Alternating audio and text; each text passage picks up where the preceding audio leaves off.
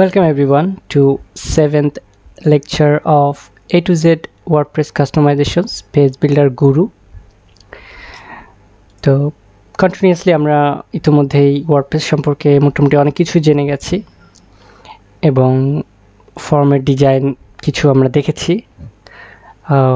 আস্তে আস্তে আমার মনে হয় আমরা শিখছি। তো এখন হচ্ছে একদম ইম্পর্টেন্ট জিনিস শেখার শুরু বা শেখার পালা। তো আজকে আমার এই 7 নম্বর এপিসোড এই এপিসোডে আমি আলোচনা করব হচ্ছে এলিমেন্টর নিয়ে, যে এলিমেন্টর কি, এলিমেন্টরের মডিউলস কি এবং এটা আসলে কি, এটা খায় না মাথায় দেয় না কি করে, এটা আর কি। তো এলিমেন্টরের জন্য আমি যেটা করব, আমার যে ওয়ার্ডপ্রেসটা ইনস্টল দেওয়া ছিল আমার যে সাবডোমেইনে, তো সেটাতে আমি লগ ইন করবো, সেটার ড্যাশবোর্ডে যাব।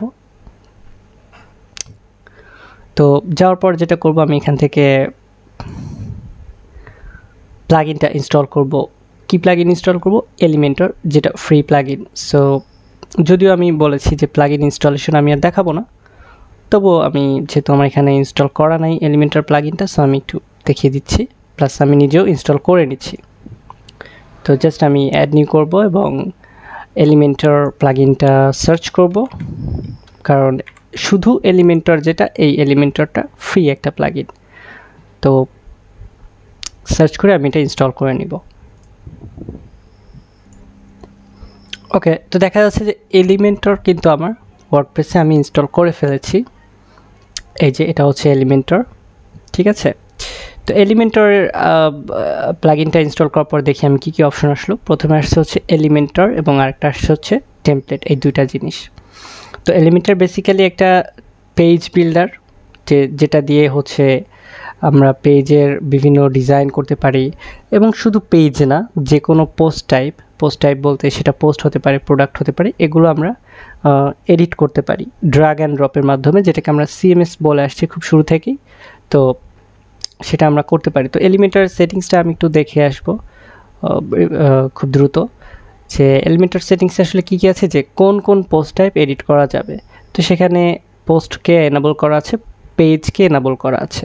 এখানে যদি আরও নতুন কিছু অ্যাড হয় ইন ফিউচারে যে কোনো সময়, লাইক আমি এখানে পোর্টফোলিও মডিউল ইনস্টল করলাম, আমার ওয়েবসাইটে পোর্টফোলিও নামে কোনো একটা পোস্ট মেথড থাকলো, তারপরে হতে পারে প্রোডাক্ট যদি হয়, কমার্স যদি হয়, তো সেক্ষেত্রে প্রোডাক্ট থাকতে পারে। তো সেক্ষেত্রে প্রোডাক্টে টিক দিয়ে দিতে হবে, এই টিক মার্কগুলো দিলে হবে কি, তখন আমি ওই পোস্ট টাইপগুলোকে এলিমেন্টর দিয়ে এডিট করতে পারবো। পোস্ট টাইপ বলতে কি বোঝাচ্ছি, যে যেমন পোস্ট আছে, এটাকেই বলা হচ্ছে পোস্ট টাইপ। যেমন আমরা পোস্ট অ্যাড করতে পারি, পেজ অ্যাড করতে পারি, পেজটাও পোস্টের মতোই দেখতে, ঠিক তেমনি প্রত্যেকটা জিনিসই, যদি এখানে পোর্টফোলিও থাকতো, তারপর যদি এখানে প্রোডাক্ট থাকতো, সবগুলোরই কিন্তু এডিটের যে ভিউটা, এটা কিন্তু ওই একই রকম, যার কারণে প্রত্যেকটাই হচ্ছে ওয়ার্ডপ্রেসে একটা পোস্ট টাইপ বা একটা পোস্ট মেটা টাইপ আর কি।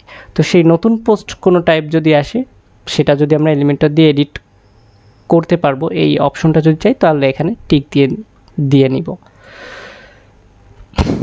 এবং সেটিংসটা আমি সেভ করে দিতে পারি। তারপর হচ্ছে স্টাইলে গিয়ে দেখতে পারি, এখানে এলিমেন্টরের নতুন স্টাইল সেটিংস আছে, যেটা হচ্ছে সাইট সেটিংস। সেখানে আমি একটু পরে যাব।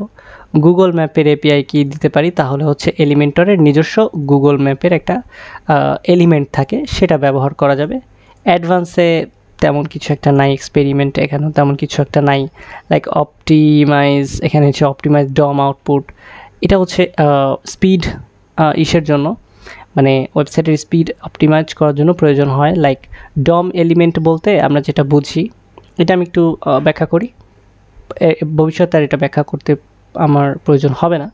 ডম এলিমেন্ট বলতে আমরা বুঝি যে আমরা যখন একটা পেজ ক্রিয়েট করব, ঠিক আছে, তো এই পেজের মধ্যে কত বেশি কোড আছে বা কত কম কোড আছে সেইটা।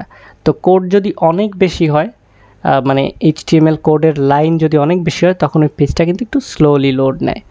তো এই ডম এলিমেন্টের এইটা যদি আমি অ্যাক্টিভ রাখি, তো এটা করবে কি, এলিমেন্টরের এই যে ক্লাসগুলা বা HTML যে কোডগুলো, এই কোডের পরিমাণটা কমিয়ে দিবে, ঠিক আছে। তো এরপর আছে রোল ম্যানেজারে হচ্ছে কোন ইউজার কি ইউজ করতে পারবে বা না করতে পারবে, এটা যদি এটা প্রো ভার্সন হলে অ্যাক্টিভ করা যায়। টুলসে দেখি কি আছে।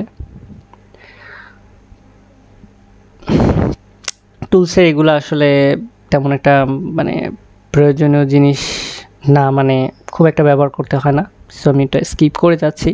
সিস্টেম ইনফরমেশনে আমরা আসলে দেখব যে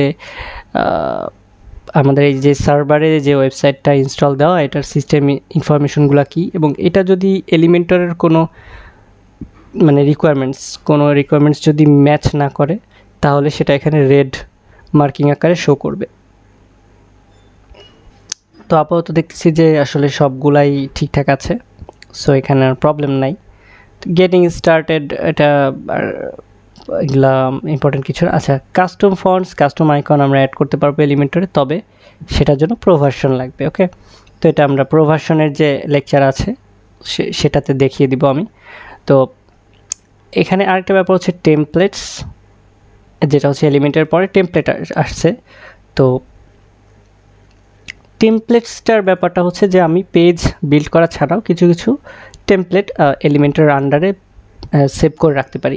হতে পারে সেটা একটা নির্দিষ্ট সেকশন হতে পারে, বা হতে পারে একটা কোনো একটা টেবিল হতে পারে, যে কোনো কিছু হতে পারে। তো টেমপ্লেটের সুবিধাটা কি, একটা টেমপ্লেট যদি ক্রিয়েট করা হয় তো সেই টেমপ্লেটটার আবার কিন্তু শর্টকট থাকে। তো ওই শর্টকট দিয়ে, মানে শর্টকট কী জিনিস যদি এখন জিজ্ঞাসা করেন, মানে যারা একদমই নিউ তাদের জন্য বলছি, শর্টকট মানে একটা যে কোনো কিছু সংক্ষেপে নাম ডাকার মতো। ধরেন যে আমি ওখানে এলিমেন্টের একটা টেমপ্লেট করে রাখলাম এবং সেটার শর্টকট এরকম থাকলো, এরকম থাকলো যে এলিমেন্টর, তারপরে হচ্ছে দিয়ে সামথিং এরকম কিছু থাকলো। তো এইটা হচ্ছে একটা শর্টকট, এরকমই থাকবে তা না, যে কোনো কিছু লেখা থাকতে পারে, বাট সেটা হচ্ছে শর্টকট। তো এই শর্টকটের মাধ্যমে করা যায় কি, যে ওই টেমপ্লেটটাকে পেজের যে কোনো জায়গায় কল করা যায়। তো এটা হচ্ছে টেমপ্লেটের সুবিধা, যে টেমপ্লেটের মাধ্যমে একটা টেমপ্লেট ক্রিয়েট করে সেটাকে সরাসরি বিল্ডারের মাধ্যমে অ্যাড না করে শর্টকটের মাধ্যমে ওটাকে শো করানো যায়। এরপর আছে থিম বিল্ডার অপশন, যেটা প্রো এর ভার্সন। কিট লাইব্রেরি আছে, কিট লাইব্রেরিতে হচ্ছে কিছু লাইব্রেরি এলিমেন্ট সেভ করে রাখা যায়। তো এটা আসলে হচ্ছে এলিমেন্টরের বিল্ট ইন কিছু টেমপ্লেট আর কি, যেগুলো ইম্পোর্ট এক্সপোর্ট করা যায়। এখানে কিছু টেমপ্লেট আছে যেগুলো হচ্ছে ফ্রি, আবার কিছু আছে হচ্ছে প্রো ভার্সন। মানে এই যে টেমপ্লেট কিট বলতে পারি আমরা, যেটা মানে এলিমেন্টরের বিল্ড করা প্রি বিল্ড কিছু টেমপ্লেট, যে টেমপ্লেটগুলো আমরা ব্যবহার করতে পারি। আর কিছু কিছু সেখানে আছে ফ্রিগুলো খুব ইজিলি আমরা ইম্পোর্ট এক্সপোর্ট করতে পারবো। আর যেগুলো পেইড সেগুলো তো প্রো ভার্সন না থাকলে, মানে এলিমেন্টর প্রো না থাকলে করা যাবে না। তো এলিমেন্টর জিনিসটা আসলে খুবই লিমিটেড, ঠিক আছে, মানে শুধু এলিমেন্টরটা আসলে খুবই লিমিটেড, বাট যখন এলিমেন্টর প্রো থাকবে তখন কিন্তু এটা মানে হিউজ একটা অপরচুনিটি, মানে একটা এলিমেন্টর দিয়ে ওয়েবসাইটে সব কিছু করা যায় শুধুমাত্র প্রো ভার্সনটা থাকলে। তো প্রথমে একদম বেসিক, যে ফার্স্টে যখন আমরা এখন এলিমেন্টরের সাথে পরিচিত হতে যাচ্ছি, তো এই ক্ষেত্রে আমাদের প্রো ভার্সনটা প্রথমে আনার প্রয়োজন নেই। আমরা আসলে আগে দেখি যে এলিমেন্টর জিনিসটা কি এবং এলিমেন্টরের সব কাজকর্ম কীভাবে হয়, আর প্রো ভার্সনের সাথে আমরা অন্য একটা নেক্সট লেকচারে পরিচিত হব। ওকে, তো এই হচ্ছে এলিমেন্টর অ্যাড করার পরে মোটামুটি সেটিংসগুলো আসলো। তো এলিমেন্টর দিয়ে কী করা যায়, আমি বলেছিলাম যে পোস্ট এডিট করা যায় বা পেজ এডিট করা যায়। তো আমি পোস্ট এডিটেই যাই, মানে পেজ এডিটেই যাই, যেহেতু আমার একটা হোম পেজ আছে, হোম পেজে কিছু টেক্সট অ্যাড করা আছে। লাইক এটা হচ্ছে যে সিম্পল পেজ, এটা হচ্ছে আমার হোম পেজ সেট করা ছিল। তো এটাকে আমি আবার এই যে আগের মতো এডিট অপশনে যাব।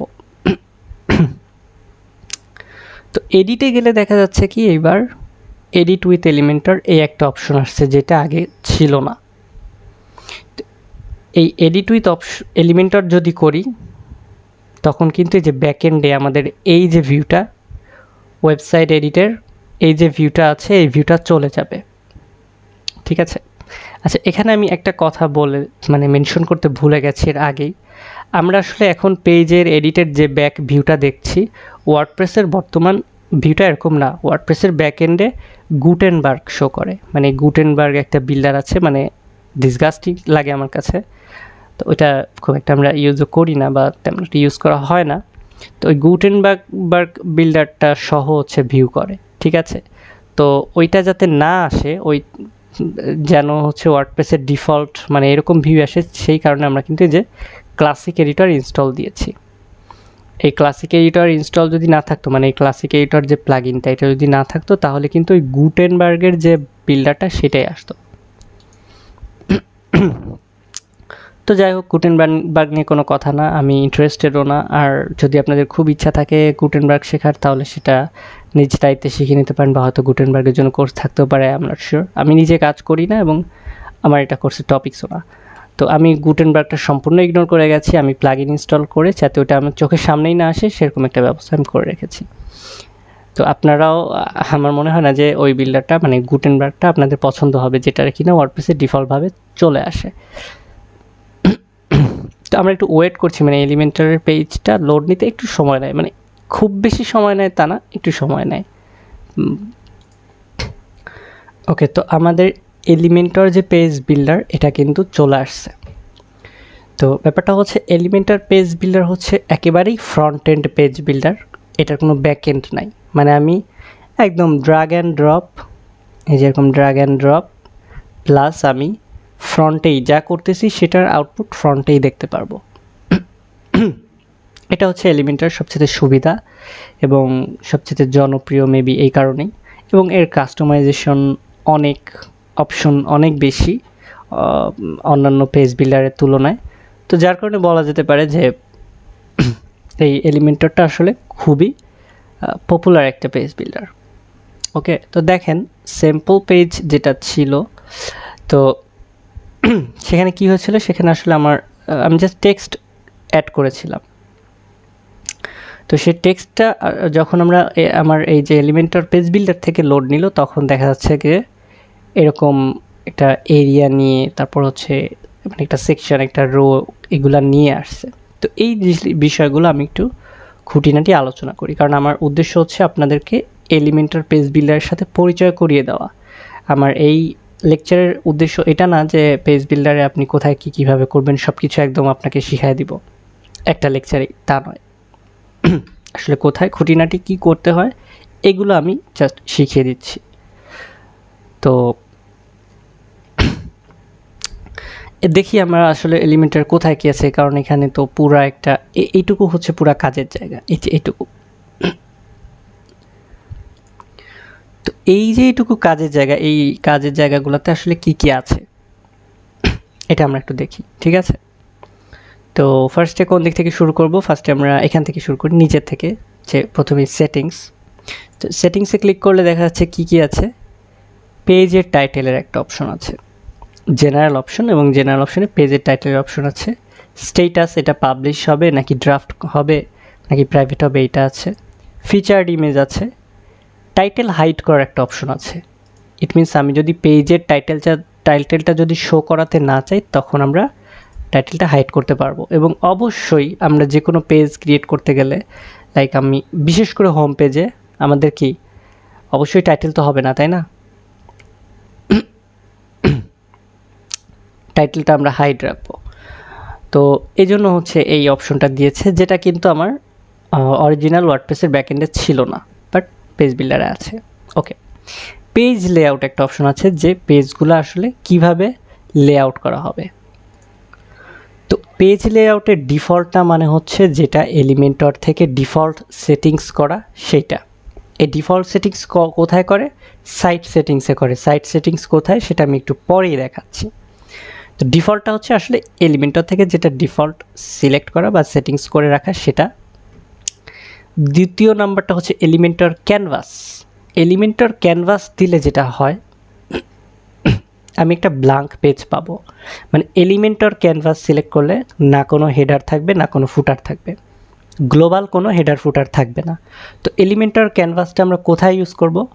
শুধুমাত্র টেমপ্লেট ক্রিয়েট করার ক্ষেত্রে। যখন আমরা একটা টেমপ্লেট ক্রিয়েট করব, লাইক আমি একটা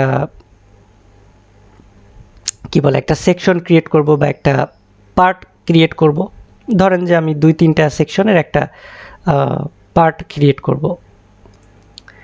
মনে করেন যে হ্যাঁ 2টা সেকশনের একটা পার্ট থাকলো, এখানে একটা সেকশন থাকলো, নিচে একটা সেকশন থাকলো, এখানে একটা সেকশন, 3টা সেকশনের একটা পার্ট ক্রিয়েট করব এবং ওই পার্টটাকে আমি যে কোনো পেজে নিয়ে যাব। এই যে কাজগুলো যখন করব তখন আমি ক্যানভাসে করতে পারি, কারণ ক্যানভাসে আমার মানে ওই যখন টেমপ্লেট ক্রিয়েট করব টেমপ্লেটে আমার হেডার ফুটার শো করানোর কোনো দরকার নাই। কিন্তু যখন পেজ ক্রিয়েট করব পেজে আমার অবশ্যই এটা ডিফল্ট অথবা অন্য অপশনগুলো থাকতে হবে। এলিমেন্টর ক্যানভাস দিলে হবে না, কারণ এলিমেন্টর ক্যানভাস দিলে কিন্তু থিমের হেডার ফুটার বা এলিমেন্টর মানে দুনিয়ার কোনো হেডার ফুটারই ওই পেজটাতে শো করবে না। দেখছেন আমি যখন ক্যানভাস দিয়েছি হাইড হয়ে গেছে কিন্তু। তো আমি আবার ডিফল্টে ব্যাক করবো বা আমি এলিমেন্টর ফুল উইডে যেতে পারি। ফুল উইডে গেলে যেটা হয় দেখেন প্রত্যেকটা লেআউট চেঞ্জ করার পরপর কিন্তু এটা লোড নিচ্ছে, ঠিক আছে। তো ফুল উইডে গেলে যেটা হয়, ফুল উইডে গেলে প্রত্যেকটা সেকশন আমরা যতগুলো সেকশন নিব এই সেকশনগুলার এরিয়া ফুল উইড হবে, বাট কন্টেন্টটা নির্দিষ্ট একটা উইডের কন্টেন্ট হবে। তো ফুল উইডটা ব্যবহার করা বেটার কিছু কিছু ক্ষেত্রে। তো মানে একটা ল্যান্ডিং পেজ ক্রিয়েট করতে গেলে বা হোম পেজ ক্রিয়েট করতে গেলে এলিমেন্টর ফুল উইড ইউজ করা বেটার। আদারওয়াইজ ডিফল্ট ইউজ করতে পারেন, কারণ ডিফল্ট আর ফুল উইডটা সেমই থাকে, অথবা থিম ইউজ করতে পারেন। থিম মানে থিমের যে সেটিংস আছে, আপনি যদি স্পেসিফিক কোনো থিম ইউজ করেন লাইক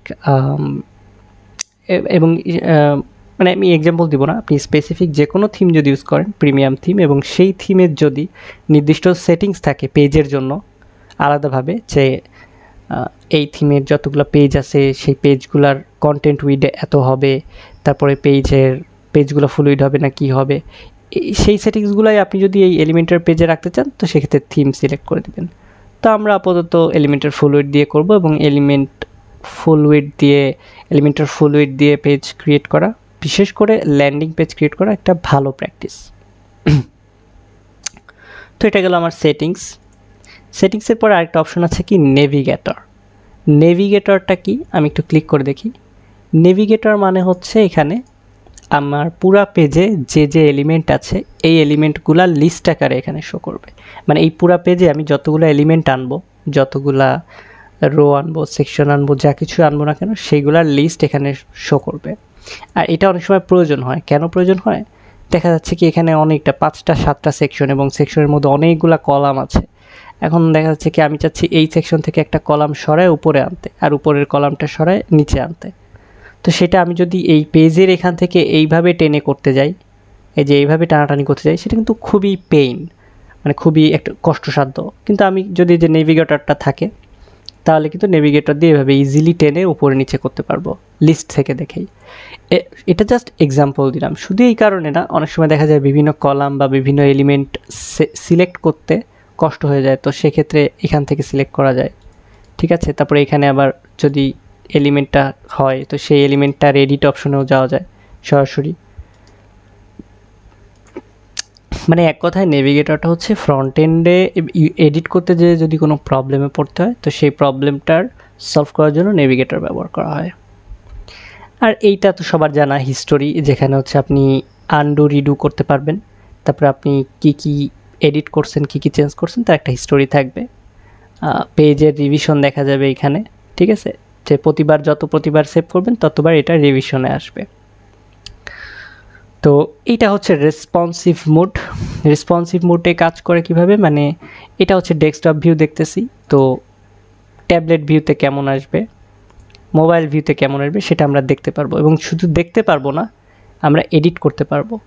এখন এলিমেন্টরের জন্য সবচেয়ে সুবিধাজনক এবং মজার বিষয় হচ্ছে আমরা ডেস্কটপ ভিউতে যেমন বানাবো, তো ধরেন যে এখানে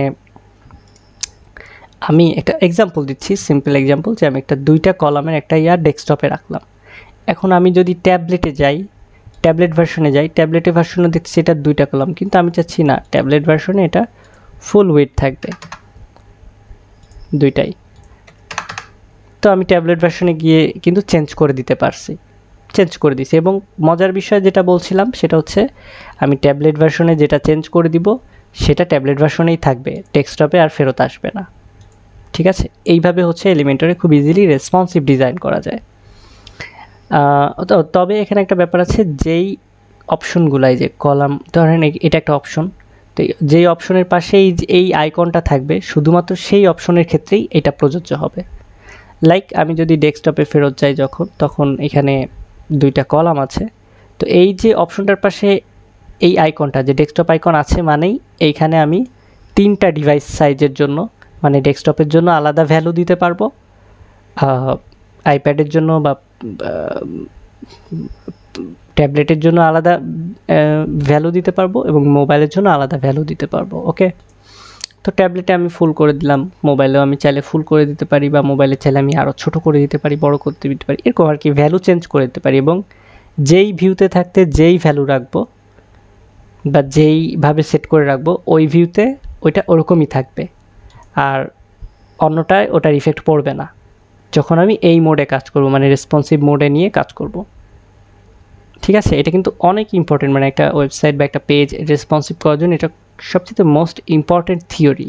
আমি যেই মোডে যেরকম কাজ করব অন্য মোডে যদি আবার কোনো কিছু চেঞ্জ করি, লেআউট, সাইজ বা কালার যে কোনো কিছু চেঞ্জ করি, তবে সেই অপশনে অবশ্যই এইটা থাকতে হবে, এই আইকনটা থাকতে হবে। তো সেক্ষেত্রে ওইটা শুধু ওই ভিউয়ের জন্যই থাকবে, ওই ডিসপ্লের জন্য থাকবে, অন্য ডিসপ্লে ইফেক্ট করবে না। ঠিক আছে, লাইক ট্যাবলেটে আমি এখানে ফুল স্ক্রিন করছিলাম, তো মোবাইলে এসে আমি আবার চাচ্ছি এটা আবার ডবল হয়ে যাক, মানে 2টা হয়ে যাক 50, যদি এটা উল্টা হয়ে যায় ভালো লাগে না দেখতে, মানে জাস্ট এক্সাম্পল দেওয়ার জন্য। তো মোবাইলে কিন্তু আবার এই যে এটা ডাবল হয়ে গেছে। তাহলে ডেস্কটপে এসে দেখি কি আছে, 2টা কলাম, ট্যাবে এসে একটা, আবার মোবাইলে 2টা, এবং এটা যদি আমি সেভ দিই আউটপুটটা এরকমই দেখতে পারবো। ঠিক আছে, তো এটা গেল রেসপন্সিভ। এটা হচ্ছে প্রিভিউ, মানে আমি যা দেখলাম সেটা প্রিভিউ কিভাবে করব। এখানে ক্লিক করব, মানে চোখে ক্লিক করব, নতুন একটা পেজে, মানে নতুন একটা ট্যাবে আমি যা বানাচ্ছি সেটা প্রিভিউ করবে, এই যে দেখাবে, শো করবে, এই যে দেখাচ্ছে। ঠিক আছে, আর এই যে এইটা তো অলরেডি আপনারা দেখেছেন, এই বাটনের কাজ কি, আপডেট করা যায় প্লাস টেমপ্লেট হিসেবে সেভ করা যায়, মানে একটা ফুল পেজ বা ফুল একটা সেকশন বা যে কোনো কিছুকে এরকম সেভ অ্যাজ এ টেমপ্লেট করে, মানে এখানে যে অ্যারোতে ক্লিক করব, save as a template click করব, তারপরে টেমপ্লেটের নামটা দিব, দিয়ে সেভ করে দিব, তাহলে ওই নামে টেমপ্লেটটা সেভ হয়ে যাবে। ঠিক আছে, তো এই গেল নিচের মেনুগুলোর কথাবার্তা। এবার উপরের মেনুতে দেখি কি আছে। উপরে এই যে একটা তিন লাইনের মেনু আছে। এখানে কি আছে, প্রথমে আছে সাইট সেটিংস, যেটার কথা বলছিলাম। তো সাইট সেটিংসটাতে গেলে এখানে আমরা কিন্তু প্রথমে দেখছি গ্লোবাল কালার, মানে ওয়েবসাইটের গ্লোবাল কালারগুলো কী কী হবে সেই কালারগুলো এখান থেকে সিলেক্ট করে দিতে পারবো, লাইক প্রাইমারি, সেকেন্ডারি কালার। তারপর হচ্ছে গ্লোবাল ফন্টস, এই বিষয়গুলো একটু ইম্পর্টেন্ট, একটু মনোযোগ সহকারে দেখেন। আমরা যখন কোনো কাস্টম ডিজাইন করব, কাস্টম ডিজাইন বলতে আমরা কি বুঝি, লাইক কাস্টম ডিজাইন বলতে আমরা বুঝি যে একটা ডিজাইন, মানে ইলাস্ট্রেটর দিয়ে একজন ইউআই ডিজাইনার একটা ডিজাইন দেখা গেলো বানিয়ে রেখেছে। যেমন আমি একটা এক্সাম্পল দিই,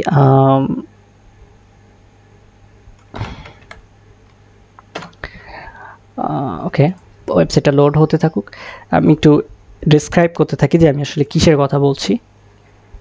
ব্যাপারটা এরকম যে একজন ইউআই ডিজাইনার একটা পেজ ডিজাইন করেছেন হাতে আঁকার মতো করে, হাতে আঁকা না আসলে, এটা সে একটা ছবিতে, সে একটা ইমেজে বা একটা অ্যাডোব এক্সডিতে বা এআইতে জাস্ট শুধুমাত্র ডিজাইন তৈরি করছেন, সেটা কোনো মডিউল, মানে কোনো ওয়েবসাইট না, বাট ওয়েবসাইটের ডিজাইন সে করে রাখছে। তো সেই ডিজাইনটা আমার এলিমেন্টর দিয়ে বানাতে হবে। তখন আমি কীভাবে বানাবো? তো এই ধরনের ডিজাইনটা, যেমন এই একটা ওয়েবসাইট ছিল, এটা খুবই আসলে টাফ, খুবই কাস্টমাইজড ওয়েবসাইট। তো তবু আমি এখান থেকে কিছু শেখানোর চেষ্টা করছি। যেমন দেখেন, যদি আপনারা খেয়াল করেন, এই যে এই যে বাটনগুলা, এখানে একটা বাটন, এখানে একটা বাটন, বা দেখবেন দুনিয়ায় যত বাটন আছে, ঠিক আছে, এই ওয়েবসাইটের যত বাটন আছে, এই তারপর এই একটা, প্রত্যেকটা বাটনের সাইজ কিন্তু একই রকম। প্রত্যেকটা বাটন একই রকম সাইজ। কেমন? আমি একটু ইন্সপেক্ট করে যদি আপনাদেরকে দেখাই, তো দেখা যাচ্ছে যে এই যে প্রত্যেকটা বাটন আমি নিলাম, প্রত্যেকটা বাটনের যে ফন্ট ফ্যামিলি আছে, নির্দিষ্ট ফন্ট ফ্যামিলি আছে, trade Gothic, font size 20 pixel, font wait 400, line height 25। এগুলো কি আপনাদের আসলে এখন বুঝতে একটু কঠিন হচ্ছে হয়তো বা, তো আমি আস্তে আস্তে বুঝাবো, বাট আমি আপনাদেরকে যেটা দেখাচ্ছিলাম যে প্রত্যেকটা বাটনের সাইজ কিন্তু সেম। এই যে এখানে প্যাডিং আছে 9/18 9/18, মানে উপরে নিচে 9 পিক্সেল করে ফাঁকা এবং ডানে বামে 18 পিক্সেল করে প্যাডিং। ওকে, তো এইটা হচ্ছে যেটা বলছিলাম যে নির্দিষ্ট সাইজের বাটন আছে। তারপরে আবার যদি মনে করেন যে আমরা যখন ওয়েবসাইট ক্রিয়েট করি, লাইক এখানে H2 এর সাইজ কত আছে, এখানে 55 পিক্সেল ফন্ট সাইজ আছে, 55 পিক্সেল। তো সারা ওয়েবসাইটেই H2 এর ফন্ট সাইজ আছে এরকম 55 পিক্সেল। যদি আমি এটাও দেখি, এটাও H2, এটারও 55 পিক্সেল। তারপরে দেখা যাচ্ছে যে বডি, তারপর মনে করেন যে বডির মানে এটার যদি ফন্ট সাইজ দেখি আমরা, তো এটারও দেখা যাবে কি যে ফন্ট সাইজ আছে কোথায়, মেবি 10 পিক্সেল বা সামথিং লাইক দ্যাট, এরকম কিছু হবে।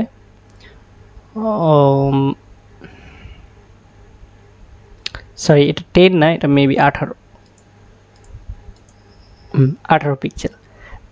তার মানে হচ্ছে পুরা ওয়েবসাইটের এই যে বেসিক জিনিসগুলো কিন্তু সেম থাকে, এবং এটা যারা ডিজাইন ক্রিয়েট করে, ইউআই ডিজাইন যারা ক্রিয়েট করে, এই জিনিসটা তারা মাথায় রেখেই করে। তো সেক্ষেত্রে আপনি দেখবেন কি সম্পূর্ণ ওয়েবসাইটে আপনার ফন্টের সাইজ, বাটনের সাইজ এগুলো কিন্তু এক বা একই ফন্ট ইউজ করা হয়।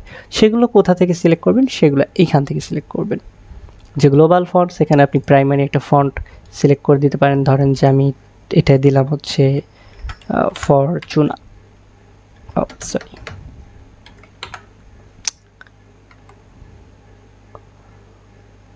হচ্ছে পপিন্স দিই, পপিন্সটা একটু ভালো লাগে।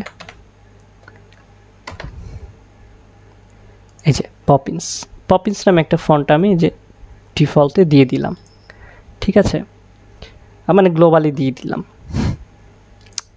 তো তারপরে এখানে দেখা যাচ্ছে গ্লোবাল কালারস, গ্লোবাল ফন্ট দেওয়ার পরে এবার আসছে হচ্ছে আমি যেইগুলো এতক্ষণ বর্ণনা করলাম সেই সেটিংসগুলো এবার আসছে। কি যে টাইপোগ্রাফি কি হবে? টাইপোগ্রাফি বলতেই কিন্তু ওই যে ফন্ট বোঝাচ্ছিলাম। টাইপোগ্রাফিতে দেখেন প্রথমে হচ্ছে বডি ফন্ট, মানে এই যে এই লেখাগুলো কেমন হবে। তো সেখানে আমি যে বডি ফন্টের কালার দিয়ে দিতে পারি, ঠিক আছে। কালার দিয়ে দিলে হবে কি, ওই যে আমি যে ব্ল্যাক দিয়ে দিলাম, তো দেখা যাচ্ছে যে পুরা ওয়েবসাইটের বডি ফন্ট কালার এরকম ব্ল্যাক হবে। তারপর হচ্ছে দেখা গেলো যে টাইপোগ্রাফিতে গেলাম, এবার এখানে হচ্ছে ফন্ট সাইজ দিয়ে দিলাম যে পপিন্স। তারপর হচ্ছে ফন্ট সাইজ দিয়ে দিলাম দেখা গেলো 16 পিক্সেল, ঠিক আছে। এই যে এটা কিন্তু অ্যাপ্লাই হচ্ছে, এই যে 16 পিক্সেল দেওয়ার পরে এটা কিন্তু মানে যা দিচ্ছি সেটা কিন্তু গ্লোবালি অ্যাপ্লাই হচ্ছে। ওয়েট দিয়ে দিলাম হচ্ছে 3 বা হচ্ছে 300 বা হচ্ছে 400, যেটা নর্মাল সেটাই দিয়ে দিলাম, বা এরকম নর্মাল লিখে দিলাম। ট্রান্সফর্ম এটা ডিফল্টই থাকুক। স্টাইল দেখা গেল যে ডিফল্ট। লাইন হাইট আমরা দিয়ে দিতে পারি দেখা গেল হচ্ছে 18 পিক্সেল, মানে আমার ইচ্ছা মতো এটা, ঠিক আছে। এই যে লাইন হাইট বাড়ানোর কমানোর কারণে কিন্তু এই যে লাইনের মধ্যে যে ফাঁকা, লাইনের মধ্যে যে স্পেসটা, এটা কিন্তু চেঞ্জ হয়। তো এই যে জিনিসগুলা, এগুলো আপনারা কি যারা একদমই নতুন, ওয়েব ডিজাইন সম্পর্কে কিছুই জানেন না, তাদের জন্য এই জিনিসগুলো খুবই ইজি হওয়ার কথা। এই অপশনগুলো যে একটা ফন্টে কী থাকতে পারে, ফন্ট ফ্যামিলি থাকতে পারে, মানে কী টাইপের ফন্ট হবে, সাইজ কী হবে, ওয়েট কেমন হবে, লাইন হেড কেমন হবে, এই বিষয়গুলো। তারপর দেখা যাচ্ছে লিঙ্কের জন্য কিন্তু এই যে এখন ডিফল্টে আছে লাল একটা কালার। তো আমি চাচ্ছি লিঙ্কের কালার লাল না করে আমি অন্য কালার দিব, তো সে অন্য কালার কিন্তু সেট করা যাচ্ছে, ঠিক আছে। ডিফল্ট বেইজে ডিফল্ট যে কালার, মানে এটা হচ্ছে গ্লোবাল। আমি এখানে যে সেটিংসগুলো করবো এগুলো সব গ্লোবাল, পুরো ওয়েবসাইটেই সেটা মানে অ্যাপ্লিকেবল হবে। তো তারপরে এই লিঙ্কেরও টাইপোগ্রাফি এভাবে চেঞ্জ করা যায় একই রকম। তো আমি এটা আর দেখাচ্ছি না। হোভার করলে দেখা যাচ্ছে যে রেড কালার হবে, সেটা করে দিতে পারি। এই যে হোভার করলে কিন্তু রেড কালার হচ্ছে, এই যে এটাও করে দিতে পারি। লিঙ্ক তাহলে হবে কি, সারা ওয়েবসাইটে যেখানে যেখানে লিঙ্ক আছে সেখানে লিঙ্কের কালার এবং হোভার করলে এই সেম সেটিংসটাই অ্যাপ্লাই হবে। তারপরে যে H1 H2 H3 সমগ্র ওয়েবসাইটের H1 আমি যে দেখা গেল চাচ্ছি ব্লু কালারের হবে, ঠিক আছে, এরকম ডিপ ব্লু কালারের হবে। এবং H1 এর বা H2 সরি আমি H2 করতেছি, H2 এর হাইট হবে, মানে ফন্ট সাইজ হবে দেখা গেল যে 55, ওই যে ওয়েবসাইটে যেমন ছিল। তো আর ডিটেলস দেখাচ্ছি না, সব তো সেটিংস একই রকম। তো এখানে উদ্দেশ্যটা হচ্ছে আসলে একটা ওয়েবসাইট ক্রিয়েট করতে গেলে এই বিষয়গুলো গ্লোবাল থাকে।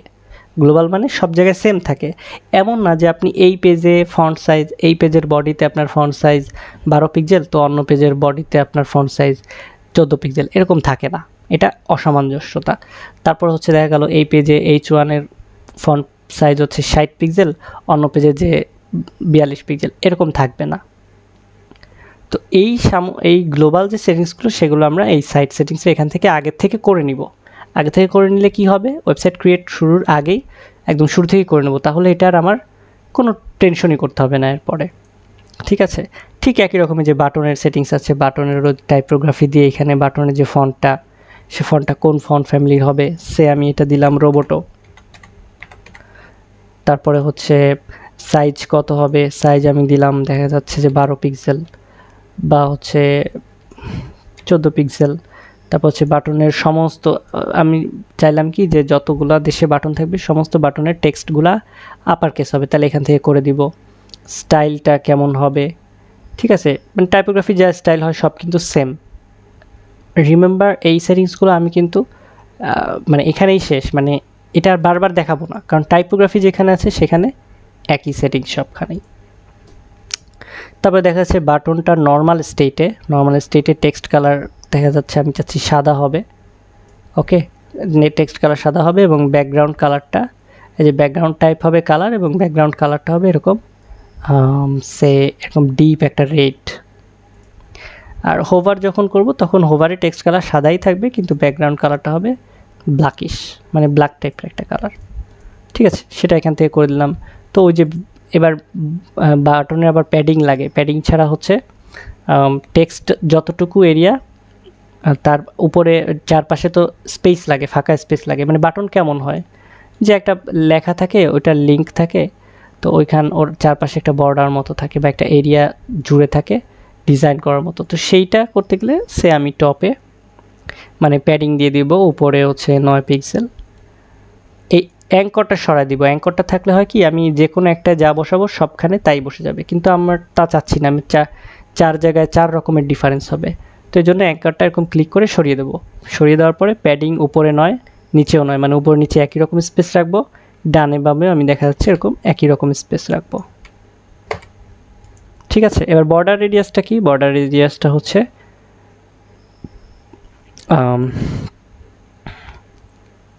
একটা বাটনের 4 কোণায় স্কোয়ার সাইজ না থেকে এটাকে আমি যদি রেডিয়াস দিই তাহলে এটা রাউন্ড হবে, যত পিক্সেল দিব তত পিক্সেল এটা রাউন্ড হবে। তো আমি যদি 5 পিক্সেল দিই 5 পিক্সেল রাউন্ড হবে। ঠিক আছে, বা আমি যদি এটা 10 পিক্সেল দিই 10 পিক্সেল রাউন্ড হবে। যদি এটা আমি পার্সেন্টেজ দিই এবং 50% দিই তাহলে এটা অলওয়েজ ওভাল শেপের হবে। তো এটা আমি আসলে বাটনের সেটিংসে দেখানো উচিত ছিল, তো ওটা আমি বাটন সেটিংসে আবার দেখিয়ে দিব। ঠিক আছে, যে আসলে কেমন দেখতে হয়, এখানে জাস্ট আমি শিখিয়ে দিলাম একটু। আর 0 দিয়ে দিলে একদম স্কোয়ার সাইজ হবে শেপটা। তো এই হচ্ছে বাটনের সেটিংস গেল। এরকমভাবে ইমেজের সেটিংস দিতে পারি আমরা ডিফল্টভাবে। ইমেজের তেমন একটা ডিফল্ট সেটিংস দেওয়ার প্রয়োজন পড়ে না। ফর্ম ফিল্ডের সেটিংস দিতে পারি, যে কোনো পুরো ওয়েবসাইটে যে কোনো ফর্ম থাকলে সেই ফর্মের ফিল্ডের সেটিংসগুলো কেমন হবে, লাইক ফিল্ডের টাইপোগ্রাফি কেমন হবে, ফর্মের লেভেল কেমন হবে, টেক্সট কালার, ব্যাকগ্রাউন্ড কালার, এই যে এখানে সব সুন্দর করে লেখা আছে, বর্ডার রেডিয়াস, প্যাডিং ট্যাডিং সব কিন্তু একই রকম সেটিংসগুলো দেখতে, এবং খুব ইজিলি মানে এলিমেন্টের ইয়াগুলো বসিয়ে কিন্তু সেটিংসগুলো বসিয়ে কিন্তু এটা করা যায়, সাইটের সেটিংসগুলো সেভ করে রাখা যায়। এরপরে আমাদের কি আছে, এই যে হেডার অপশন আছে।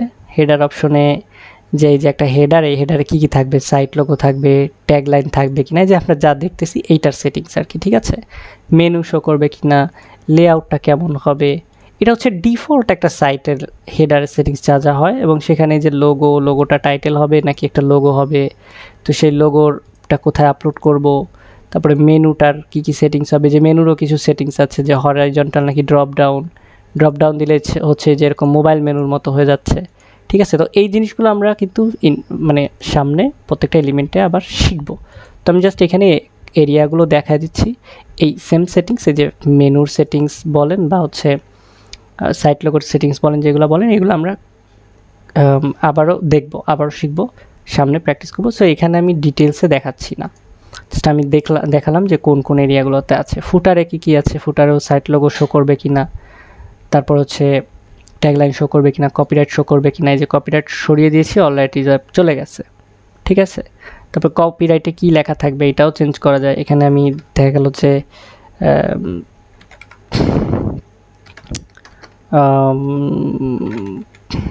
কপিরাইট বাই এরকম দিয়ে দিলাম, ঠিক আছে। তাহলে কিন্তু এটা মানে আমি যা টেক্সট করব সেটা এখানে চেঞ্জ হয়ে যাবে। এখান থেকে টেক্সট কালার দিয়ে দিতে পারবো, ওকে। টেক্সট কালার আমি চাইলে যে লাল দিয়ে দিতে পারি, ঠিক আছে। টাইপোগ্রাফি চেঞ্জ করতে পারি, টাইপোগ্রাফি সেটিং সেম, সো আমি আর দেখাচ্ছি না, এইগুলাই। তারপর হচ্ছে সাইট আইডেন্টিটি, যেটা আমরা কাস্টমাইজেশনে দেখে আসছি অনেক আগে, সেই একই জিনিসগুলো এখানেও করা যায়। যে সাইট নেম, সাইট ট্যাগলাইন, সাইটের লোগো আপলোড করা যায়, ফেবিকন আপলোড করা যায়। কিভাবে আপলোড করে, এই যে এইভাবে সিলেক্ট করে, বাকিটুকু আপনারা অলরেডি জানেন, সো ওটা আর দেখাচ্ছি না। তারপর হচ্ছে এইখানে হচ্ছে ব্যাকগ্রাউন্ড দেওয়া যায় এখান থেকে, যে ব্যাকগ্রাউন্ড কালারটা কেমন হবে। তো চাইলে আমি পুরো ওয়েবসাইটের ব্যাকগ্রাউন্ড ব্ল্যাক করে দিতে পারি, ব্ল্যাক করে সমস্ত টেক্সট আমি কিন্তু সাদা হোয়াইট করে দিতে পারি, ঠিক আছে। এটা এখান থেকে করা যায়।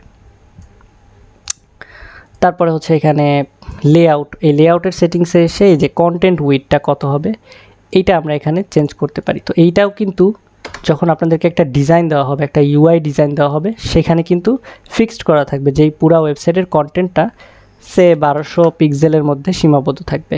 মানে আমার এই ডিসপ্লেটা যত চওড়াই হোক না কেন, যত বড়ই হোক না কেন, কন্টেন্ট মানে লেখাগুলো 1200 পিক্সেল উইডের বাইরে যাবে না, এটা কিন্তু নির্দিষ্ট থাকে। তারপর হচ্ছে এই যে এখানে উইজেট স্পেস, এটা 20 দেওয়া। এই 20 দেওয়া মানে হচ্ছে একটা উইজেট থেকে আরেকটা উইজেটের ডিফল্ট স্পেস থাকবে 20 পিক্সেল, মানে একটা এলিমেন্ট থেকে আরেকটা এলিমেন্টের মাঝখানে 20 পিক্সেল জায়গা থাকবে। তো এটা 20 পিক্সেল আপনি দিতে পারেন যাতে করে ডিফল্টভাবে নেয়, বা অনেক সময় ডিজাইনে অন্যরকম থাকে, হয়তো অনেক সময় 15 পিক্সেল থাকে, ঠিক আছে। একটা কলাম থেকে বা একটা টেক্সট এলিমেন্ট থেকে আরেকটা এলিমেন্টের স্পেস 15 পিক্সেল থাকে, অনেক সময় 30 থাকে। যেটা থাকবে ডিজাইন অনুযায়ী সেটা আপনি এখানে ডিফল্ট অ্যাড করে দিতে পারেন, কোনো সমস্যা নাই। ব্রেক পয়েন্ট আছে এখানে, যে কত পিক্সেলে ব্রেক পয়েন্ট হবে, মানে ডেস্কটপ ভার্সনের তো সবচেয়ে হাইয়েস্ট রেজুলেশন। তারপর ট্যাবলেট মোডটা শো করবে কোথায়, তো এখানে যদি আমি 1024 দিয়ে দিই, তার মানে 1024-এর নিচে আসলেই ওই ওয়েবসাইটের ভিউটা ট্যাবলেট মোডে চলে আসবে, মানে ট্যাবলেটের ভিউয়ের মতো হবে, ঠিক আছে। আবার মোবাইলে যদি আমি এখানে 600 দিয়ে দিই, তাহলে 600 পিক্সেলের নিচে হচ্ছে মোবাইল ভিউ চলে আসবে, কারণ অবশ্যই ডেস্কটপ ভিউ আর মোবাইল ভিউ এক হবে না ওয়েবসাইটের ক্ষেত্রে। তো ব্রেক পয়েন্টটা আপনি এখান থেকে সেট করে দিতে পারেন, আর নাহলে ডিফল্ট যে দেখা যাচ্ছে 1024 আর 767 এটা থাকে। তো লেআউট গেল। আর হচ্ছে কাস্টম সিএসএস, আপনি যদি প্রো ভার্সন হয় তখন আপনি কাস্টম সিএসএস বসাতে পারবেন, যেমনটা আমি দেখিয়েছিলাম কাস্টমাইজারে, মানে অ্যাপিয়ারেন্স থেকে কাস্টমাইজে গিয়ে যেরকম কাস্টম সিএসএস বসাতে হয়, তেমন এলিমেন্টারের ভিতরেও কাস্টম সিএসএস বসানো যায়। তো সেটা আমরা প্রো ভার্সনে যখন আমরা আরও সামনের কাজগুলো দেখব তখন সেটা আমরা দেখে শিখে নেব, ঠিক আছে। তো এই ছিল হচ্ছে আমার এলিমেন্টারের সাইট সেটিংস। এখান থেকে আমি ব্যাকে করে গেলে আবার পিছনে ফেরত চলে যাব। পেছনে ফেরত গেলে কি আছে, আরেকটা আছে হচ্ছে এই যে আইকনটা, এখানে ক্লিক করলে এলিমেন্টারের যত এলিমেন্ট সেই এলিমেন্টগুলো শো করে, এই যে। তো এইখানে দেখা যাচ্ছে এলিমেন্টারের মেইন এলিমেন্ট হচ্ছে এই কটা মাত্র, বেসিক। এই যে inner section, heading, image, text editor, button, video, divider, spacer, icon, Google maps, এইগুলা হচ্ছে বেসিক এলিমেন্টার সেকশনগুলা, ঠিক আছে। আর মানে সেকশন এবং হচ্ছে এলিমেন্টগুলো, আমরা এটাকে এলিমেন্ট বলবো, একটা যে এটাকে মডিউল অথবা এলিমেন্ট বলবো। তো এইটা ড্র্যাগ অ্যান্ড ড্রপ করার মাধ্যমে আমরা কিন্তু যে কোনো জায়গায় যেরকম আনতে পারি। সো আমি যদি এটাকে পুরো ব্ল্যাঙ্ক করে ফেলি, ব্ল্যাঙ্ক করার পর দেখা যাচ্ছে যে এই যে একদম ফাঁকা, এখানে একটা প্লাস বাটন আছে, আর এটা আছে হচ্ছে অ্যাড টেমপ্লেট। তো এখানে ক্লিক করলে কি হবে, ওই যে বলছিলাম যে বিল্ট ইন কিছু টেমপ্লেট থাকে, সেইগুলা থেকে লোড নেওয়া যাবে। এটা একটু নেটে লোড নিয়ে আসতে একটু সময় নেয়, মানে পুরা জিনিসটা তো লোড নিবে, ডাউনলোড হবে, তারপরে শো করবে। তো এটা আমি ওই যে ফ্রি ভার্সন হলে যে কোনো ফ্রি টেমপ্লেট কিন্তু যেভাবে সহজেই ইনসার্ট করতে পারবো, তাহলে পেজের ডিজাইনে লোড হয়ে যাবে। ঠিক আছে, ফ্রি। আর যদি আমি একদম ব্ল্যাঙ্ক স্ক্র্যাচ থেকে শুরু করছি, তো সেখানে যে প্লাস বাটনে আসবো, আসার পর প্রথমে আসতেছে যে একটা লেআউট, মানে আমি একটা সেকশন করব। তো একটা সেকশনের মধ্যে আমার কয়টা কলাম থাকবে, যদি একটা কলাম থাকে তাহলে এইটা, যদি দুইটা কলাম থাকে তাহলে এটা, যদি তিনটা কলাম থাকে তাহলে এইটা সিলেক্ট করব। করলে কিন্তু অটোমেটিক এই যে সেকশন এবং এই যে তিনটা কলাম দেখছেন, এই যে সেকশন তারপর হচ্ছে তিনটা কলাম এভাবে চলে আসছে। তো এরপরে কি হবে, এরপরে এই যে এবং অটোমেটিক সেকশনের সেটিংসের অপশনগুলো এখানে চলে আসছে। কলামে যদি ক্লিক করি, কলামের সেটিংসের অপশনগুলো চলে আসছে। আর এইখানে ক্লিক করলে আবার ওই যে সমস্ত এলিমেন্টগুলো ভিউ করবে। তারপরে এইখান থেকে এই এলিমেন্টগুলো নিয়ে এরকম ড্র্যাগ অ্যান্ড ড্রপ করে, যেমন এই যে আমি টেক্সট এডিটর নিয়েছিলাম, টেক্সট বসছে। আবার আমি যদি অন্য কোনো এলিমেন্ট নিতে চাই, যেমন ইমেজ, এখানে নিব, নিয়ে এই যে ইমেজ চলে আসছে। এই ইমেজ কীভাবে আপলোড করতে হয় আপনারা অলরেডি যে দেখেছেন, আরও একবার দেখাই ফর দ্য লাস্ট টাইম। যে এখানে ক্লিক করব, তারপরে হচ্ছে এখানে আপলোড করব, বা হচ্ছে মিডিয়া লাইব্রেরি থেকে এরকম সিলেক্ট করে নিয়ে বসাবো। ঠিক আছে, তারপরে যদি আমি মনে করি যে একটা বাটন আনবো, সেই যে একটা বাটন, তো এই বাটনটা আনতে গেলে কীভাবে আনতে হবে, যে ওরকম ড্র্যাগ অ্যান্ড ড্রপ করে যে কোনো জায়গায় আমি টেক্সটের নিচে বসাতে পারি, তারপরে যে ইমেজের নিচে বসাতে পারি, বা ইমেজের উপরে বসাতে পারি, অন্য কোনো কলামে বসাতে পারি, আমার খুশি। তারপরে এই যে বাটনের সেটিংসের অপশনগুলো চলে আসতেছে। তো এই আর যা কিছু করব, করার পরে এই আপডেটে ক্লিক করব, তাহলে পেজটা আপডেট হয়ে যাবে। ঠিক আছে, তো এই এলিমেন্টগুলো নিয়ে আমি নেক্সট ভিডিওতে আলোচনা করব। সাথে থাকবে প্রো মডিউলের ভিডিওগুলো, যে প্রো মডিউল দিয়ে আসলে কীভাবে কি, মানে প্রোতে আর কি কি এক্সট্রা বেনিফিট আছে সেগুলো দেখাবো। সো নেক্সট ভিডিও পর্যন্ত আমি এই পার্টটা এখানেই শেষ করছি। Thanks everyone.